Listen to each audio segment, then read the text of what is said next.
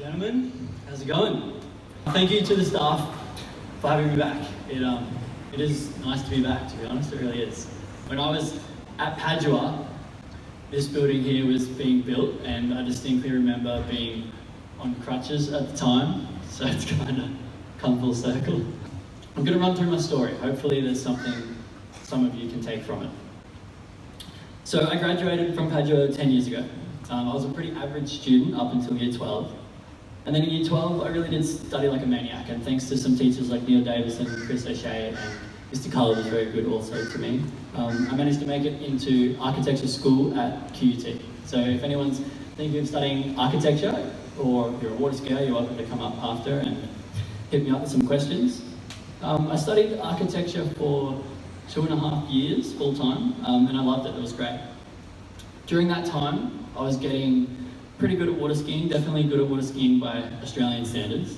And it was at that point that my dad came up with the idea of heading off to the US to pursue the water ski dream. We both sort of knew that if you were going to make it in the industry of professional water skiing, the US was where it's at. And I remember saying to Dad at the time that I definitely want to go to the US, but not yet. I want to get better, then I'll go to the US. And my dad's response to me was, that's not how it works. You've got to go before you're ready. So I did. I booked some tickets to LA. I had no idea where I was going to go. I was busy studying architecture at the time, so 2 days before my flight to LA, I found a place in the States in North Carolina that was going to let me water ski there. So I handed in an architecture assignment and I got on the plane and went to North Carolina. That turned out to be a pretty good move. When I got to the States, I learned a lot, and within 2 weeks, I was looking like one day maybe being a legitimate sort of realistic chance of getting onto the pro tour, and at that point I was pretty stoked. I'd sort of planned that I'd go back to my architectural studies and then maybe the next season head over to the US and qualify for the pro tour. But I remember the pro skier that was sort of running the place where I was training, she sort of was pushing me to enter a pro event that season, and I mean, I knew it wouldn't go well if I entered one that early, but her advice was very similar to my father's advice in that you just gotta go, just go. So I did. I deferred my architectural studies. I entered my first pro event over in Milwaukee, and I went. It would be pretty cool if I could say that that first event went really well and everything's been sweet from then on, but obviously that's not what happened. I had a huge crash in my first event, got absolutely flogged. And I remember like after my crash, I saw a building by this architect, Santiago Calatrava, and I was sort of hurting from the crash and looking at the building and sort of just had this realization that I'd just given up on this architectural dream that I'd sort of been working towards for an even less realistic dream of trying to become a pro water skier. Throughout that first season, competing on the Pro Tour, I did manage to get a sponsor interested.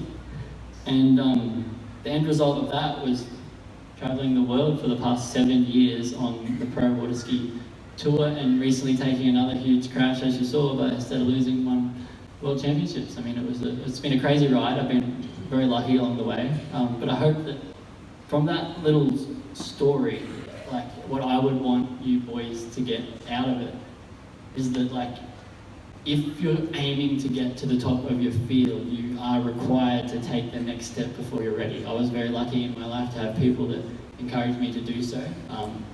But if you've contemplated what that next step may be, it's already time to take that step. You still with me, boys? No one's too bored yet? Cool, that kid looks bored.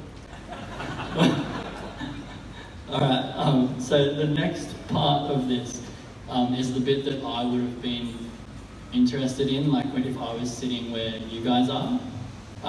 It's all about elite performance and the things that I've learned as a professional athlete. But I would like to caveat that by just saying that the world really would fall apart if everybody had the mentality of a professional athlete. Like some of the most important people in life are those that just function as like the center of everybody's social group and have a normal job. There's absolutely nothing wrong with just being a good bloke. I get lots and lots of questions about, how do you handle the pressure? I would argue that, yeah, it's an important part of being a professional athlete, but it's definitely not the most important part. It gets given far too much credit. It's very difficult to win an event if you're not any better than your competition. You just need to focus on the craft. Just focus on getting better. I always thought, when I was sitting where you guys currently are, I always thought that like a professional athlete would have complete control over their thoughts on game day. You wouldn't have any stray thoughts popping into your head, like negative thoughts or just things that aren't helpful, but that's definitely not the case. It's not about controlling your thoughts on game day. It's more about just sort of recognizing a useless thought that's not helpful and just letting it pass through.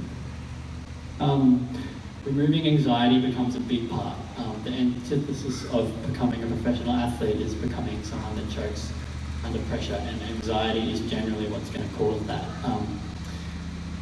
I would argue that it's only the physical implications of that anxiety that you ever need to get rid of. It's fine to be nervous, and by that I just mean that once your breathing pattern and the level of tension through your muscles is under control, your heart rate may still be elevated, but your performance won't be diminished and you're free to go and perform at an elite level. Motivation. So I was once told that like the best motivation I can give you is don't do it, it's too hard and it's not worth it. I feel like if you get told that and you still want it, then maybe you are the one that should go for it, because it's a horrifically difficult task to attempt to get to the top of any field. As a kid from Brisbane, like it's very difficult to comprehend just how hard some people are willing to push themselves. Like there's not a pro athlete on the planet who can't push their body until it breaks, and at some point fatigue just becomes a useful tool, like to recognize when you're approaching injury. And if your mind is not stronger than your body, you really are going to have to move aside for someone running past you with a snapped leg. Now, the good thing about all of that is that it's really not that difficult to have a mind stronger than your body. Our bodies are nowhere near as strong as what our minds can become. You've got to learn more than you teach if you're planning to get good at something. You don't get good at teaching by teaching. You get good at teaching by learning. So a lot of the times that's going to require you're talking to someone in your chosen discipline to just shut up and listen. You don't have to give them your opinion, just take their information and index it. You've got to detach from the outcome. It's not about the results, it's about the path that hopefully will get you there. So you sort of seek only to control your actions, and then you just assess the results as if they were somebody else's. Managing your ego is a huge part of it, and for young men such as yourselves, at times that can be a little difficult. You just have to become what is necessary.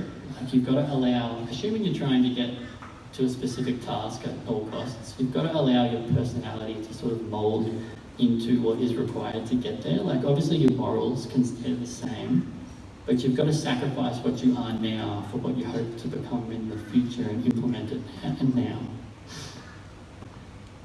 Discovering that you were wrong about something is far more valuable than learning something new. I cannot stress that enough. It's difficult to find out that you're wrong about something, but you've got to be hunting for that. You've got to find the holes.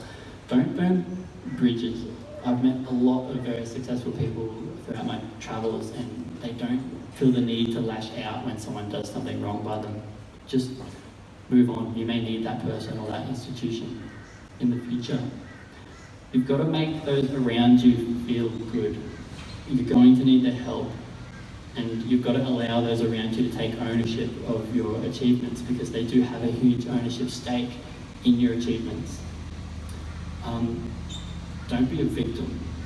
If someone does something bad to you, it really is irrelevant whose fault it is. It's happened to you. Just pretend it's your fault and take ownership, fix it, move on.